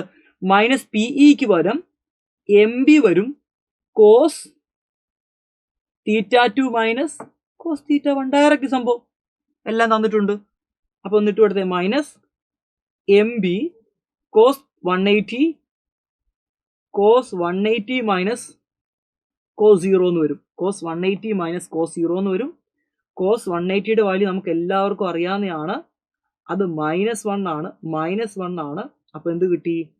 2MB എന്ന് കിട്ടി. This is the work done. Simple question ആണ്. നമുക്ക് വളരെ സിമ്പിൾ ആയിട്ട് ചെയ്യാൻ പറ്റുന്ന ഒരു കിടുക്കാച്ചി ക്വസ്റ്റ്യൻ ആണ് നമുക്ക് പറയാനായിട്ട് സാധിക്കുന്നതാണ്. ഇതെല്ലാവർക്കും മനസ്സിലായെന്ന് ഞാൻ വിശ്വസിക്കുന്നു. ഓക്കെയാണ് എന്ന് വിശ്വസിക്കുന്നു. നമ്മൾ അടുത്ത ക്വസ്റ്റ്യനിലോട്ട് പോവുകയാണ്. എന്താണ് question? 21st question. Write the property of junction diode make it suitable for rectification. The unidirectional property of diode. നമുക്കറിയാവുന്ന ഡയോഡ് ഒറ്റ ഡയറക്ഷൻ മാത്രമേ കണ്ടക്ട് ചെയ്യത്തുള്ളൂ. That property is called unidirectional property of diode. Forward ബയസിൽ മാത്രമേ diode conduct ചെയ്യത്തുള്ളൂ. Okay അല്ലേടാ? Then B question. With the help of a circuit diagram explain working half wave rectifier. Half wave റെക്ടിഫയറിന്റെ working ആണ് ചോദിച്ചിരിക്കുന്നത്. This is answer B. നമുക്കറിയാവുന്നതാണ് half wave റെക്ടിഫയറിനകത്ത് ഒരു step down transformer ഉണ്ട്. ഫസ്റ്റ് പോസിറ്റീവ് സൈക്കിളിൽ മാത്രം എന്ത് ചെയ്യും? അത് കണ്ടക്ട് ചെയ്യും. നെഗറ്റീവ് സൈക്കിൾ അത് എന്ത് ചെയ്യത്തില്ല? കണ്ടക്ട് ചെയ്യത്തില്ല. അതിന്റെ എഫിഷ്യൻസി എന്ന് പറയുന്നത് 40.6% ആണ്. പിന്നെ അതിന്റെ പറ്റുവാണെങ്കിൽ വേവ് ഫോം കൂടെ വരയ്ക്കും. വേവ് ഫോം വരയ്ക്കുന്നതിന് മാർക്കൊന്നുമില്ല. വേവ് ഫോം കൂടെ വരച്ചാലും കുഴപ്പമൊന്നുമില്ല. വേവ് ഫോം വരക്കുന്നതിനെ കുറിച്ച് ഇവിടെ ഈ ക്വസ്റ്റിന് പറയുന്നുണ്ടോ? ഇല്ല. വേവ് ഫോം വരച്ചാലും കുഴപ്പമൊന്നുമില്ല. വരച്ചില്ലേലും നിങ്ങൾക്ക് എന്ത് കിട്ടും? മാർക്ക് കിട്ടുന്നതായിരിക്കും. അടുത്ത 22nd ക്വസ്റ്റിനോട് നമ്മൾ കടക്കുകയാണ്. 22ാമത്തെ ക്വസ്റ്റ്യൻ ആണ്. ശ്രദ്ധിക്കുക മക്കളെ. obtain the expression for equivalent capacitance when two capacitors C1 C2 are connected in series. ഒന്നുമില്ല, നമുക്ക് അറിയാവുന്നതാണ്. സീരീസിൽ നമ്മൾ രണ്ട് കപ്പാസിറ്ററിനെ കണക്ട് ചെയ്യുന്നു. C1ഉം C2ഉം ഒരു ബാറ്ററി ഉപയോഗിച്ചുകൊണ്ടാണ് നമ്മൾ കണക്ട് ചെയ്യുന്നത്. ബാറ്ററിയുടെ വോൾട്ടേജ് V ആണ് ബാറ്ററിയുടെ വോൾട്ടേജ് എന്ന് പറയുന്നത്. നമുക്കറിയാം ഇവിടെ ചാർജുകൾ സെയിം ആയിരിക്കും, വോൾട്ടേജ് ഡിഫറൻ്റ് ആയിരിക്കും. അപ്പോൾ നമുക്ക് പറയാൻ പറ്റും V is equal to V1 plus V2 ആണ്. V equal to നമുക്കറിയാം Q/C ആണ്. V1 എന്ന് പറയുന്നത് Q1/C1 ആണ്. V2 എന്ന് പറയുന്നത് Q2/C2 ആണ്. Okay, in series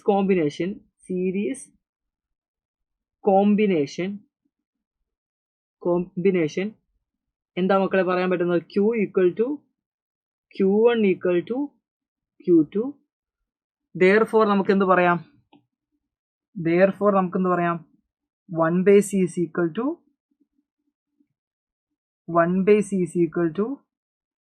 1/C1 plus 1/C2 എന്ന് പറയാം. This is right answer. Simple ആണ്, നമുക്ക് ഡയറക്റ്റ് ചെയ്യാൻ പറ്റുന്ന ക്വസ്റ്റ്യൻ ആണ്. 2 മാർക്കിന്റെ ക്വസ്റ്റ്യൻ ആണ്. എടാ QV ഗ്രാഫ് തന്നിട്ടുണ്ട്. What does the slope represent? നമുക്കറിയാം QV ഗ്രാഫിന്റെ സ്ലോപ്പ് Q/V ആണ്. Q/V എന്ന് വെച്ചാൽ കപ്പാസിറ്റൻസ് ആണ്. ഏരിയ എന്ന് പറയുന്നത് നമുക്കറിയാം എനർജിയുമാണ്. ഏരിയ എനർജിയാണ്. അപ്പൊ നമുക്ക് ബി ക്വസ്റ്റ്യൻ ആൻസറിലോട്ട് പോവാം. ബി ക്വസ്റ്റ്യന്റെ ഒന്നാമത്തെ ആൻസർ എന്ന് പറയുന്നത് നമുക്കറിയാം സ്ലോപ്പ് എന്ന് പറയുന്നത് മക്കൾ എന്താണ്? സ്ലോപ്പ് എന്ന് പറയുന്നത് കപ്പാസിറ്റൻസ് ആണ്. ഓക്കെ അല്ല മക്കളെ? സ്ലോപ്പ് എന്ന് പറയുന്നത് കപ്പാസിറ്റൻസ് ആണ്. ഏരിയ എന്ന് പറയുന്നത് എനർജിയാണ്. Energy stored in A capacitor.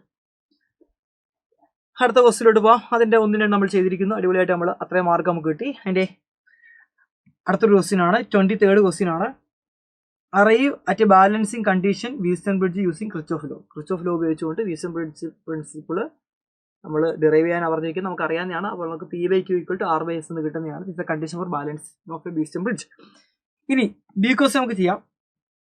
Determine the current I from the circuit given below. ഇതിനകത്ത് I എന്ന് പറഞ്ഞ കറണ്ട് കണ്ടുപിടിക്കുക. അപ്പം ഇത് ജംഗ്ഷൻ റൂൾ ആണ്. Current entering the junction, current leaving the junction. അപ്പോൾ കറണ്ട് എൻ്ററിങ് ദി ജംഗ്ഷൻ നോക്കാം. 0.2 എൻ്റർ ചെയ്യുന്നു, 0.6 എൻ്റർ ചെയ്യുന്നു, ഇത് എൻ്റർ ചെയ്യുന്നു, ബാക്കിയെല്ലാം ഇത് എൻ്റർ ചെയ്യുന്നു. 0.2, 0.6, 0.7, 0.2, 0.6, 0.7. ബി ക്വസ്റ്റ്യൻ ആൻസർ ആണ്. 0.6ഉം അതേപോലെ തന്നെ പിന്നെ ആരാടാ? 0.6, 0.2 അതേപോലെ തന്നെ 0.7ഉം എൻ്റർ ചെയ്യുകയാണ്. ഇനി അപ്പോൾ 0.2, 6, 7. ഓക്കെ, ലീവ് ചെയ്യുന്ന ആരൊക്കെയാടാ? 0.4, 0.5 പിന്നെ I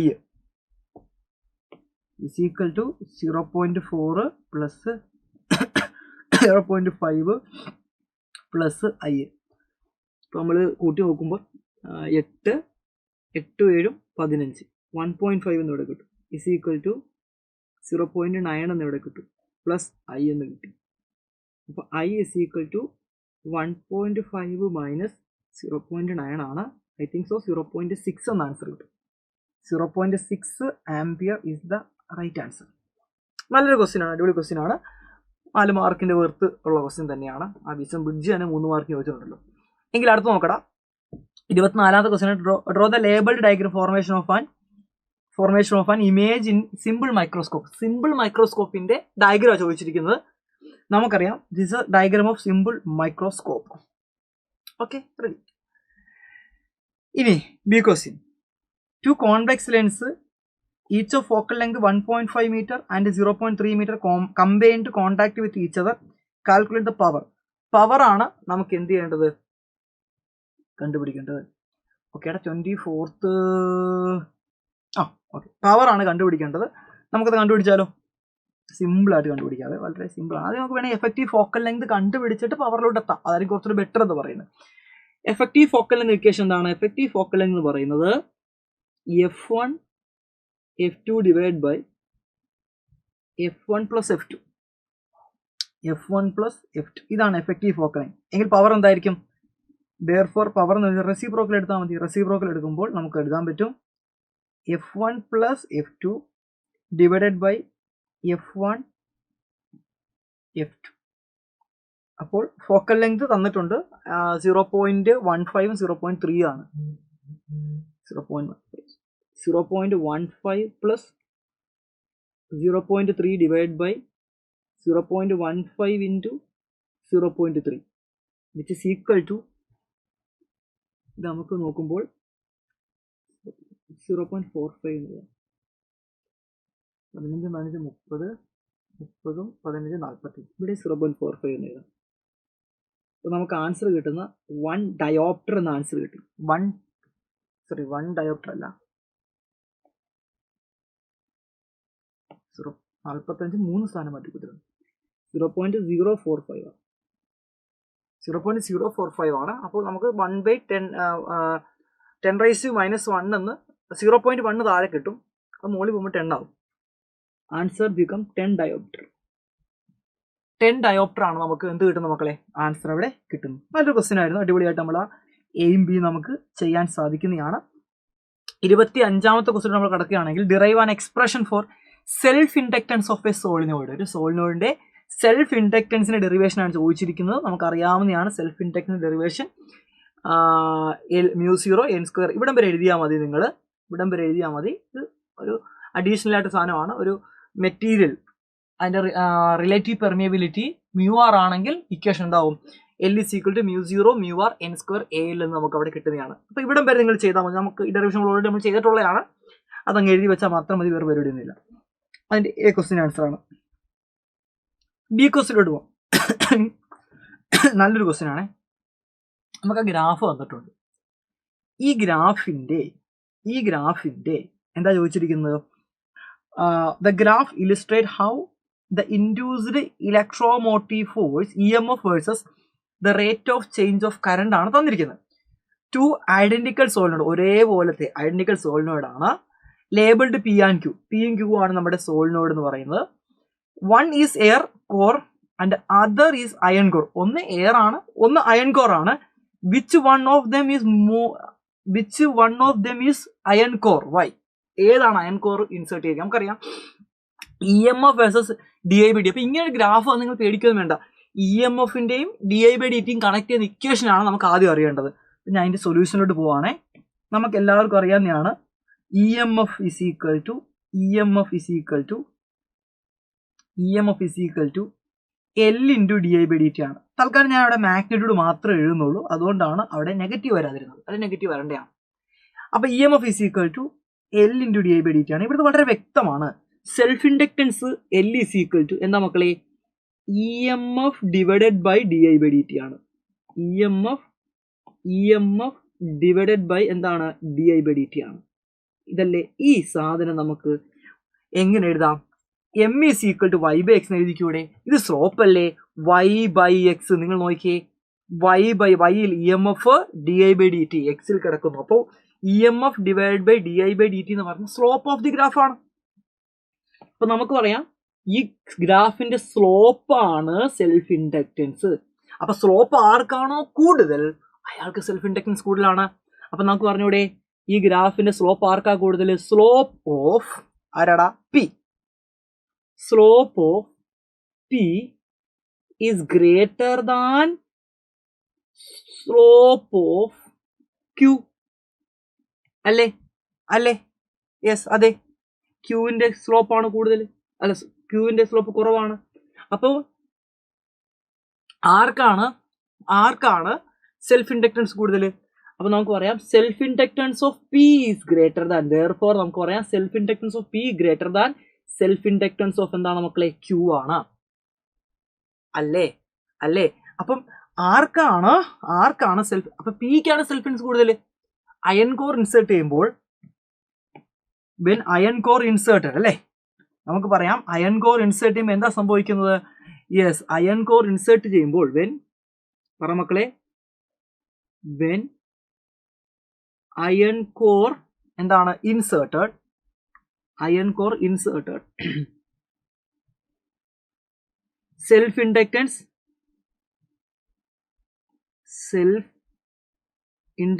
ഇൻക്രീസ് അല്ലേ? സെൽഫ് ഇൻഡക്റ്റൻസ് എന്ത് ചെയ്യുന്നു? സെൽഫ് ഇൻഡക്റ്റൻസ് ഇൻക്രീസ്, അല്ലെങ്കിൽ self inductance is more than that of air,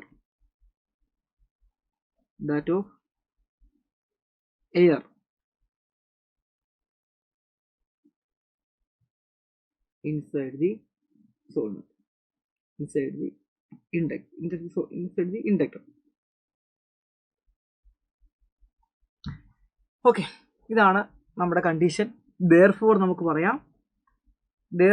പറയാം അപ്പോൾ ആരായിരിക്കും പി ഇൻസെർട്ട് ചെയ്യുന്ന ആരായിരിക്കും? യെസ്, നമുക്ക് പറയാം സ്ലോപ്പ് ഓഫ് പി ഈസ്, ഇപ്പോൾ slope of P is greater, അത് നമ്മൾ ഓൾറെഡി പറഞ്ഞല്ലേ, slope of P is greater. അപ്പോൾ നമുക്ക് പറയാൻ പറ്റും therefore P is iron cored, P ആയിരിക്കും അയൺ കോർഡ്. ഇതാണ് ആൻസർ. സിമ്പിൾ ആണ്. Okay, yes. Okay, ready. അപ്പോൾ അതെല്ലാവർക്കും മനസ്സിലായെന്ന് വിശ്വസിക്കുന്നു, റെഡിയാണെന്ന് വിശ്വസിക്കുന്നു. യെസ്. അപ്പോൾ നമ്മളത് പറഞ്ഞിരിക്കുന്നു, അത്രേ ഉള്ളൂ, വേറെ ഒന്നുമില്ല. സിമ്പിൾ ക്വസ്റ്റ്യൻ ആണ്, 2 മാർക്കിനുള്ളതുകൊണ്ട് ഒന്നുമില്ല. ഇക്വേഷൻ നിങ്ങൾക്ക് അറിയാവോ എന്നും ആ സ്ലോപ്പ് അല്ല ഇത്രയും എഴുതി വെച്ചാൽ മതി. എന്നിട്ട് നമുക്ക് ഇവിടെ പറയാം therefore P is iron cored എന്ന് നമുക്ക് ഡയറക്റ്റ് ചെയ്യാൻ പറ്റും, പറയാൻ സാധിക്കുന്നതാണ്. ഇത് എഴുതണമെന്ന് നിർബന്ധമില്ല കേട്ടോ. ഇതിനടുത്ത് 3-ാമത്തെ ക്വസ്റ്റ്യൻ ആണ്, 26-ാമത്തെ ക്വസ്റ്റ്യൻ ആണ്. 5 മാർക്കിന് 3 ക്വസ്റ്റ്യനേ ഉള്ളൂ, ശ്രദ്ധിക്കുക. State Gauss's law in electrostatics എന്താണ് നമ്മളോട് പറയുന്നത്? ഗോസ് ലോ പറയുന്നതാടാ, Gauss's theorem state that net electric flux അല്ലെ ഓവർ എ ക്ലോസ്ഡ് സർഫസ് എന്ന് പറയുന്നത് 1/ε0 ടൈംസ് ചാർജ് എൻക്ലോസ്ഡ് ബൈ സർഫസിന് ഈക്വൽ ആണ്. ഡയറക്റ്റ് ക്വസ്റ്റ്യൻ ആണ്, 1 മാർക്കിന്റെ ക്വസ്റ്റ്യൻ ആണ്. 3 മാർക്കിൻ്റെത് ഒരു ലൈൻ ചാർജ് പ്രൊഡ്യൂസ് ചെയ്യുന്ന ഇലക്ട്രിക് ഫീൽഡ് ഇന്റൻസിറ്റി ഡെറിവേഷൻ ആണ്. എല്ലാം നമുക്കറിയാവുന്നതാണ്. ലൈൻ ചാർജ് പ്രൊഡ്യൂസ് ചെയ്യുന്ന electric field intensity is equal to λ/2ε0 2πε0 into R, അല്ലെങ്കിൽ 1/ε0 λ ഡിവൈഡ് ബൈ 2πr നമ്മൾ പഠിച്ചിട്ടുള്ളതാണ്. ഒരു ലൈൻ ചാർജ് പ്രൊഡ്യൂസ് ചെയ്യുന്ന electric field intensity at a point R distance from the line. C question ഉണ്ടോ? സി ക്വസ്റ്റ്യൻ ഉണ്ട്. Calculate the linear charge density. എടാ മക്കളെ, charge തന്നിട്ടുണ്ട്, ഡിസ്റ്റൻസ് തന്നിട്ടുണ്ട്. ലീനിയർ ചാർജ് ഡെൻസിറ്റി ആണ് കണ്ടുപിടിക്കേണ്ടത്. Calculate the linear charge density. λ is equal to നമുക്ക് എല്ലാവർക്കും അറിയാവുന്നതാണ് ചാർജ് പെർ യൂണിറ്റ് ഏരിയ. ചാർജ് എത്രയാണ്? 80 ആണ്. ഏരിയ എത്രയാണ്? സോറി ലൈൻ ചാർജ് ഡെൻസിറ്റി അല്ലേടാ. ലൈൻ ചാർജ് ഡെൻസിറ്റി ആണെങ്കിൽ ചാർജ് പെർ യൂണിറ്റ് ലെങ്ത് ആണേ. ഞാൻ എന്താണ് ഈ കാണിച്ചു വെച്ചിരിക്കുന്നത്? Charge per unit length. Charge per unit length ആണ്. ലെങ്ത് തന്നിട്ടുണ്ട് 5 ആണ്. അപ്പോൾ നമുക്ക് ആൻസർ കിട്ടുന്നത് 1 5 6 3 5 6 16 16 coulomb metre. 16 coulomb metre is the right answer. C capital coulomb. Okay അല്ലേ? This is lambda. This is lambda. Ready. അപ്പോൾ അത്രേ ഉള്ളൂ ആ question. The next question, 27th question to one. Name the rule which gives the direction of force on a current carrying conductor placed in a uniform magnetic field. ഒരു uniform magnetic field ഒരു current carrying കണ്ടക്ടറിനെ place ചെയ്യുമ്പോൾ അവിടുത്തെ ഏത് rule ഉപയോഗിച്ചുകൊണ്ടാണ് force direction കണ്ടുപിടിക്കുന്നത്? നമുക്കറിയാം ഫ്ലെമിങ്സിന്റെ ലെഫ്റ്റ് ഹാൻഡ് റൂൾ ഉപയോഗിച്ചുകൊണ്ടാണ് ഫോഴ്സ് ഡയറക്ഷൻ കണ്ടുപിടിക്കുന്നത്. ബി ക്വസ്റ്റ്യൻ ഡയറക്റ്റ് ക്വസ്റ്റ്യൻ ആണ്. Derive an expression for force between two parallel current carrying conductor. Hence define 1 ampere. 1 ആംപിയറിനെ നമ്മൾ ഡിഫൈൻ ചെയ്യാനും നമ്മളോട് പറഞ്ഞിട്ടുണ്ട്. അപ്പോൾ ഇതാണ് നമ്മുടെ ഇക്വേഷൻ. നമുക്ക് ആ 1 ആംപിയറിനെ എന്ത് ചെയ്യാം? ഒന്ന് ഡിഫൈൻ ചെയ്യാം. ഓക്കെ, തയ്യാറാണോ മക്കളെ? യെസ്. അപ്പം നമുക്ക് നോക്കാവേ. ശ്രദ്ധിക്കുക, 1 ആംപിയർ ഡിഫൈൻ ചെയ്യാൻ വേണ്ടി നമുക്ക് ഇങ്ങനെ പറയാം. 1 ആംപിയർ ഈസ് ദ, അതായത് നമ്മൾ ഇങ്ങനെ പറയാണ്, if I1 is equal to I2 is equal to 1 ampere. അതേപോലെ നമ്മുടെ ഡിസ്റ്റൻസ് ഉണ്ടല്ലോ, ഡിസ്റ്റൻസ് എന്ന് പറയുന്നത് 1 മീറ്ററും ആണെങ്കിൽ നമുക്ക് ആ ഫോഴ്സ് പെർ യൂണിറ്റ് ലെങ്ത് കണ്ടുപിടിച്ച് കഴിഞ്ഞാൽ, നമുക്ക് 2 × 10⁻⁻⁻, നിങ്ങൾ ആ വാല്യൂ കാൽക്കുലേറ്റ് എടുത്താൽ കിട്ടും കേട്ടോ. ഫോഴ്സ് 2 × 10⁻⁷ ന്യൂട്ടൺ പെർ മീറ്റർ എന്ന് കിട്ടും. അപ്പോൾ നമ്മൾ ഇതിൽ നിന്ന് ഡിഫൈൻ ചെയ്യാൻ പോകുന്നത് 1 ആംപിയർ എന്ന് പറയുന്നത്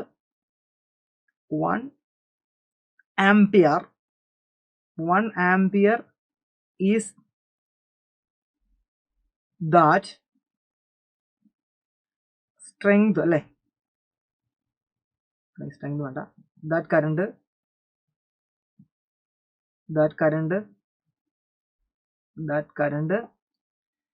okay maintained in 2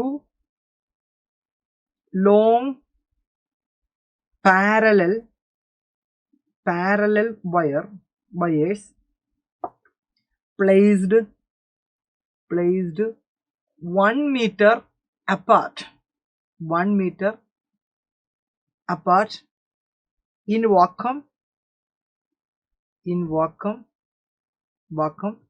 produce a force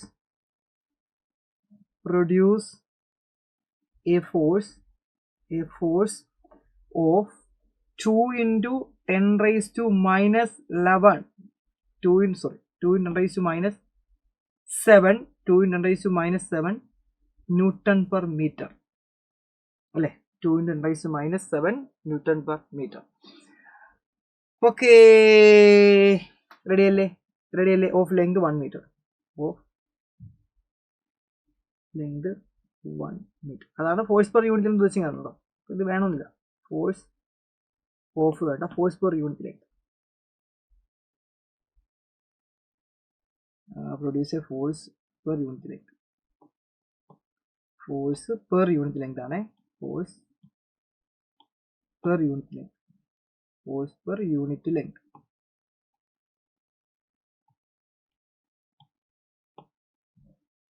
unit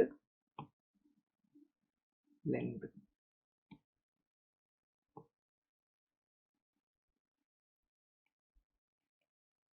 okay, ഇതാണ് സംഗതി. ഇതൊന്ന് പഠിച്ചു വെക്കണേ. അല്ലെങ്കിൽ ഇത് എഴുതാൻ പറ്റിയില്ലെങ്കിൽ സപ്പോസ് ഇതെങ്കിലും നിങ്ങൾ എന്ത് ചെയ്യണം? ഒന്ന് എഴുതി വെക്കേണ്ടതാണ് കേട്ടോ. റെഡി, നമുക്ക് അടുത്ത ക്വസ്റ്റ്യനിലോട്ട് കടക്കാൻ സമയമായിരിക്കുന്നു. നെക്സ്റ്റ് ക്വസ്റ്റ്യൻ നോക്കണം. എന്താ? 2 long parallel conductor carrying current in same direction, what is a magnetic field? Okay, magnetic field ആണ് കണ്ടുപിടിക്കേണ്ടത് അല്ലേ? മാഗ്നറ്റിക് ഫീൽഡ് കണ്ടുപിടിക്കാൻ നമുക്ക് ഇക്വേഷൻ അറിയാവുന്നതാണ്. കറണ്ട് ക്യാരിങ് കണ്ടക്ടർ ആണ് ഇത്. നമ്മുടെ ഇതിൻ്റെ ബാക്കിയുള്ള ആൻസർ ആണ്. സി ക്വസ്റ്റ്യൻ ആണ് ഇനി അടുത്തത്. ഇപ്പോൾ നമ്മുടെ കറണ്ട് ക്യാരിങ് കണ്ടക്ടർ ജസ്റ്റ് ഒന്ന് നിങ്ങൾക്ക് വേണ്ടി വരക്കുവാണ് ഇങ്ങോട്ടേക്ക്. ഇതാണ് നമ്മുടെ current carrying conductor. Okay, same കറണ്ടാണ് പാസ് ചെയ്യുന്നത്. ഡിസ്റ്റൻസ് ഇവിടെ നിന്ന് ഇങ്ങോട്ടുള്ള ഡിസ്റ്റൻസ് 6, ഇവിടെ നിന്ന് ഇങ്ങോട്ടുള്ള ഡിസ്റ്റൻസും 6 തന്നെയാണ്.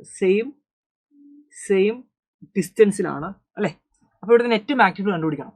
അപ്പോൾ നമ്മൾ നോക്കാൻ നേരത്ത് ഇയാൾ ഉണ്ടാക്കുന്ന മാഗ്നറ്റിക് ഫീൽഡ് ഇങ്ങോട്ടേക്കാണ്.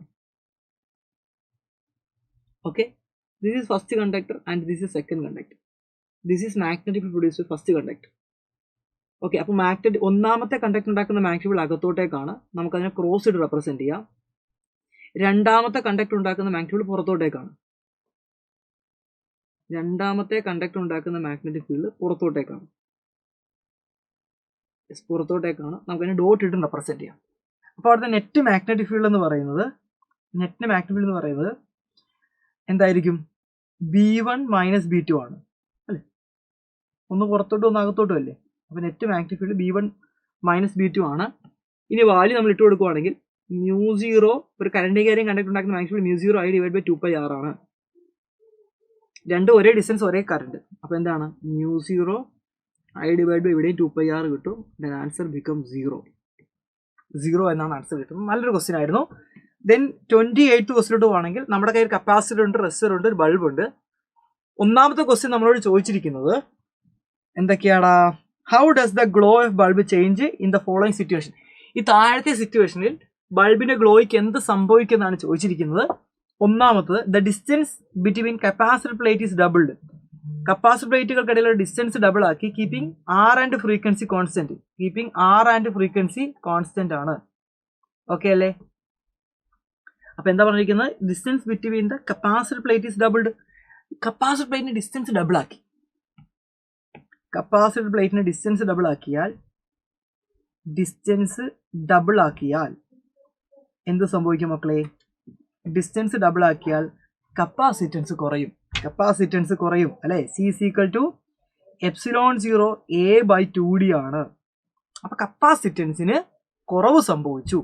അപ്പോൾ കപ്പാസിറ്റൻസ് കുറയും അല്ലെ? This is C'. കപ്പാസിറ്റൻസ് കുറയും. എന്നിട്ട് എന്താ പറഞ്ഞിരിക്കുന്നത്? കപ്പാസിറ്റൻസ് കുറയും അല്ലെ? കപ്പാസിറ്റൻസ് കുറയും. ഗ്ലോയ്ക്ക് എന്ത് സംഭവിക്കും ചോദിക്കുന്നത്? എന്ത് സംഭവിക്കും അതിന്റെ ഗ്ലോയ്ക്ക്? നമുക്കറിയാം, ബ്രൈറ്റ്നസ് കൂടുന്ന എപ്പോഴാ? കറണ്ട് കൂടുമ്പോൾ ബ്രൈറ്റ്നസ് കൂടും, കറണ്ട് കുറയും, ബ്രൈറ്റ്നസ് കുറയും. ഇനി നമ്മൾ അടുത്ത് നോക്കാൻ പോകുന്നത് XC ആണ്, കപ്പാസിറ്റീവ് റിയാക്ടൻസ്. അപ്പോൾ എന്താ സംഭവിച്ചത് ഇവിടെ? ഡിസ്റ്റൻസ് കൂടിയപ്പോൾ കപ്പാസിറ്റൻസ് കുറഞ്ഞു, കപ്പാസിറ്റൻസ് ഡിക്രീസ് ചെയ്തു. ഇനി നമ്മൾ XC നോക്കാൻ പോകുന്നത് കപ്പാസിറ്റീവ് റിയാക്ടൻസ്. നമുക്കറിയാം അത് 1/Z ആണ്. 1/Z. ദെൻ XC = എന്താണ്? ഇവിടെ നമുക്ക് വളരെ വ്യക്തമായി പറയാം. അപ്പോൾ 1/Z ആണ്. അപ്പോൾ കപ്പാസിറ്റീവ് എന്താ സംഭവിച്ചത്? കപ്പാസിറ്റൻസ് കുറഞ്ഞു, കപ്പാസിറ്റീവ് റിയാക്ടൻസ് കൂടി, XC കൂടി, കപ്പാസിറ്റീവ് റിയാക്ടൻസ് കൂടി അല്ലേ?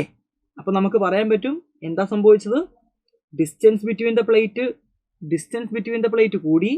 ഡിസ്റ്റൻസ് ബിറ്റ്വീൻ ദ പ്ലേറ്റ് കൂടിയപ്പോൾ കപ്പാസിറ്റൻസ് കുറഞ്ഞു. കപ്പാസിറ്റൻസ് കുറഞ്ഞപ്പോൾ XC കൂടിയാൽ നമുക്ക് എല്ലാവർക്കും അറിയാം കപ്പാസിറ്റീവ് റിയാക്ടൻസ് കൂടിയാൽ കറണ്ട് കുറയും. Therefore എന്താ സംഭവിക്കുന്നത്? ബ്രൈറ്റ്നസ് എന്ത് സംഭവിക്കും മക്കളെ? Therefore നമുക്കറിയാം R = അല്ലേ? ഇവിടെ ഇക്വേഷൻ ഉണ്ട്. R = എന്താണ്? റെസിസ്റ്റൻസ് നമുക്ക് അതും കൂടെ കഴിയാക്കാം അല്ലേ? അതേ കുഴപ്പമില്ല. ഇവിടെ ഇങ്ങനെ ഇത് നമുക്കറിയാം. Z = എന്താണ്? √R² + XL - XC. ഇപ്പൊ XL ഒന്നും ഇല്ല, അപ്പൊ XC ² ആണ്. അപ്പൊ ഇത് കൂടിയാൽ ഇമ്പിഡൻസ് കൂടുമ്പോൾ കറണ്ട് കുറയും. വേണമെങ്കിൽ ആ ഇമ്പിഡൻസിന്റെ ടൈം കൂടെ അങ്ങോട്ട് എഴുതിയേക്കാം, കുറച്ച് ബെറ്റർ ആകട്ടെ. അപ്പൊ ഇമ്പിഡൻസ് കൂടിയാൽ കറണ്ട് കുറയും. Therefore നമുക്ക് പറയാൻ പറ്റും ബൾബ്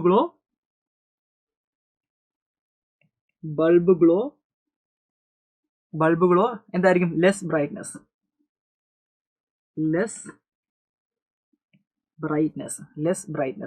കുറവായിരിക്കും. റെഡി അല്ലേ? സിമ്പിൾ ക്വസ്റ്റ്യൻ ആണോ എന്ന് ഞാൻ പറയത്തില്ല, ലോജിക്ക് വേണം. ഇനി അടുത്ത് frequency. The frequency of AC source increases. Frequency കൂട്ടിയാൽ എന്ത് സംഭവിക്കും? രണ്ടാമത്തെ ക്വസ്റ്റ്യൻ ആണ്, 7 രണ്ടാമത്തെയാണ്. ഫ്രീക്വൻസി കൂട്ടിയാൽ എന്ത് സംഭവിക്കും? നമുക്ക് എല്ലാവർക്കും അറിയാം XC = 1/C × 2πf ആണ്. അപ്പോൾ ഫ്രീക്വൻസി കൂട്ടിയാൽ എന്താ സംഭവിക്കുന്നത്? XC കുറയും. അപ്പൊ നമുക്ക് താഴെ എഴുതിക്കൂടെ? ഫ്രീക്വൻസി കൂട്ടിയാൽ എന്ത് സംഭവിക്കും? കപ്പാസിറ്റീവ് റിയാക്ടൻസ് കുറയും. കപ്പാസിറ്റീവ് റിയാക്ടൻസ് കുറഞ്ഞാൽ ഇമ്പിഡൻസ് കുറയും. ഇമ്പിഡൻസ് കുറഞ്ഞാൽ കറണ്ട് കൂടും. കറണ്ട് കൂടിയാൽ ബ്രൈറ്റ്നസ് കൂടും. അല്ലേടാ മക്കളെ? അപ്പോൾ നമുക്ക് പറയാൻ പറ്റും therefore അല്ലെ ബൾബ് ഗ്ലോസ് മോർ ബ്രൈറ്റ്. റെഡിയല്ലേ?